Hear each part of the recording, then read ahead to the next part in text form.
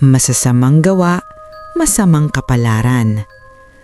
May kaibigan akong nagkwento sa akin ng isang nakakakilabot na karanasan tungkol sa isang walang konsensyang doktor na nagtatrabaho sa isang pribadong ospital sa Metro Manila.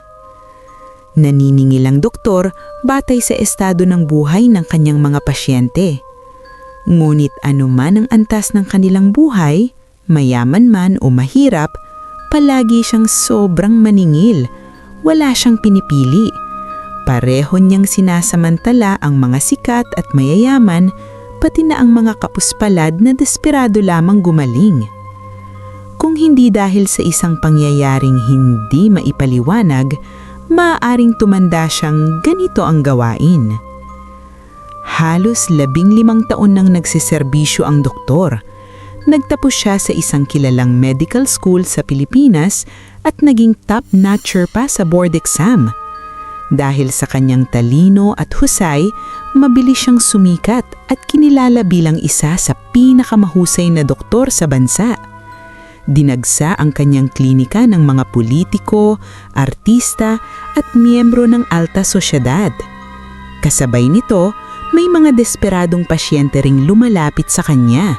Mga taong handang ibigay ang lahat ng kanilang ari-arian basta lamang mabigyan ng lunas. Sa simula ng kanyang karera, patas ang doktor.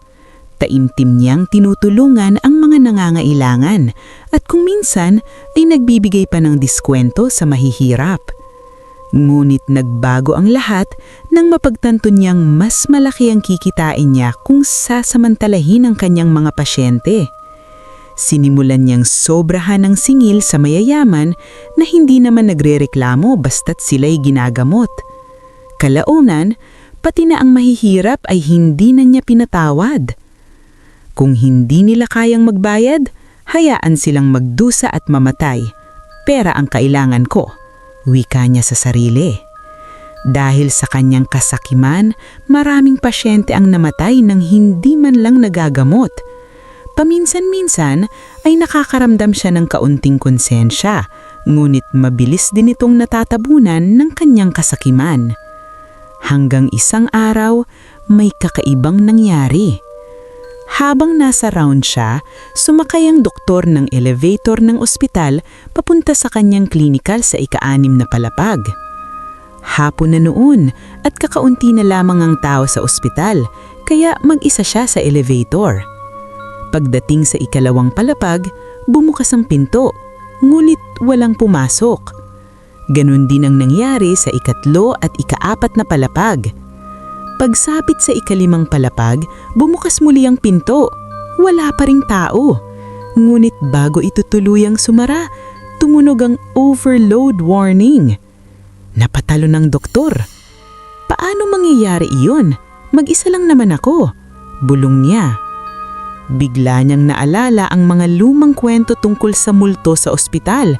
Mga kwentong dati ay ginagawa niya lamang walang kwenta. Nanlamig ang kanyang batok. Pagdating sa ika-6 na palapag, halos matisod siya sa pagmamadaling bumaba.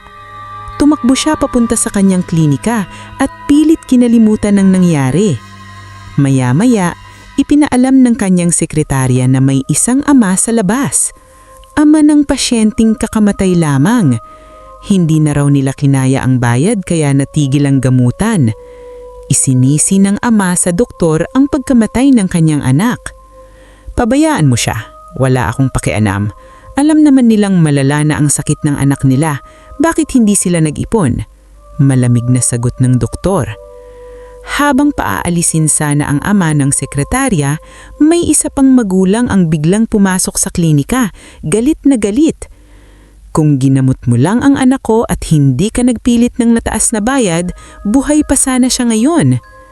Upang makaiwas sa gulo, nagkunwari ang doktor na may emergency call sa ibang ospital at mabilis na umalis. Habang papalapit siya sa elevator, naalala niya ang naunang nangyari at nangakong hindi na muling sasakay ng mag-isa. Naghintay siya ng kasabay, isang dalagitang babae. Ngunit nang pinundit niya ang button pababa, dumiretso ang elevator sa basement kung saan matatagpuan ang morgue. Bumukas ang pinto. May isang binatang tumatakbo papasok. Nakilala ng doktor ang binata. Isa yun sa mga pasyenteng kakamatay lamang, ang parehong anak ng amang kanina'y galit sa kanyang klinika. Mabilis niyang pinindot ang close button.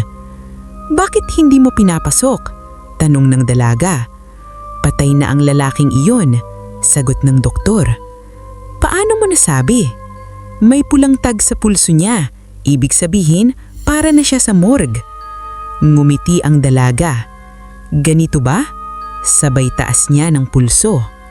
Nanlumo ang doktor. Isa rin siyang patay. Yun na ang huli niyang naalala bago siya mawalan ng malay. Natagpuan ng mga gwardiya ng ospital na nakahandusay mag-isa sa loob ng elevator. Doon niya napagtanto ang lahat. Ang overload warning ay hindi dahil sa makina. Puno iyon ng mga kaluluwang pinabayaan niyang mamatay dahil lamang sa pera. Mula noon, nagbago ang doktor at nagsimulang magpagamot ng patas at makatao. Bonus story. Ano ang aswang? Aswang o manananggal? Ang aswang ay isang kakaibang uri ng nilalang na kahawig ng vampira at natatangi sa Pilipinas, partikular sa mga rehiyon ng Visayas, Bicol, Ilocano at Tagalog.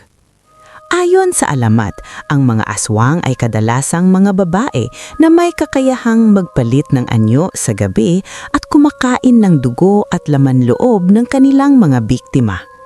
Lalo raw nilang kinahuhumalingan ang mga dinadalang tao, partikular ang mga sanggol sa sinapupunan.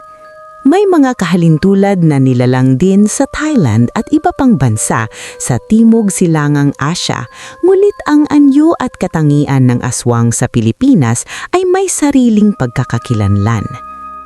Lakas. Sa araw, ang aswang ay mukhang ordinaryong babae. Hindi siya agad napipinsala ng sikat ng araw, taliwas sa karaniwang vampira. Hindi man siya ganap na daywalker, unti-unting lumalakas ang kanyang kapangyarihan habang papalapit ang gabi. Mayroon siyang mahaba at matulis na dila na ginagamit upang saktan at sumipsip sa kanyang biktima. Bago maghating gabi, nahihiwalay ang kanyang itaas na katawan sa ibabang bahagi at tumutubo ang kanyang mga pakpak na kahawig ng paniki upang makalipad sa gabi. May mga nagsasabing sa ganap na anyo mito, maaari siyang magmukhang ibon o paniki. Kilala rin ang aswang sa kakayahang maging kaakit-akit at mapangakit, at ayon sa alamat, maaari kaniyang gawing katulad niya sa pamamagitan lamang ng pagbuga ng hangin sa batok. Kahinaan. Ayaw ng mga aswang ng suka, bawang at mga mamaanhang na amoy. Kapag naamoy nila ang mga ito, agad silang umaatras. Ito raw ang isa sa mga dahilan kung bakit maraming pagkaing Pilipino ang gumagamit ng bawang at suka. Hindi sapat ang mga ito upang tuluyang mapuksa ang aswang, maliban na lamang kung matagpuan ang iniwang ibabang bahagi ng katawan habang ito'y nakahiwalay. Kapag binuhusan ito ng suka, bawang o asin, hindi na niya muling makakabit ang sarili niyang katawan. Kapag sumikat ang araw, doon siya tuluyang mamamatay.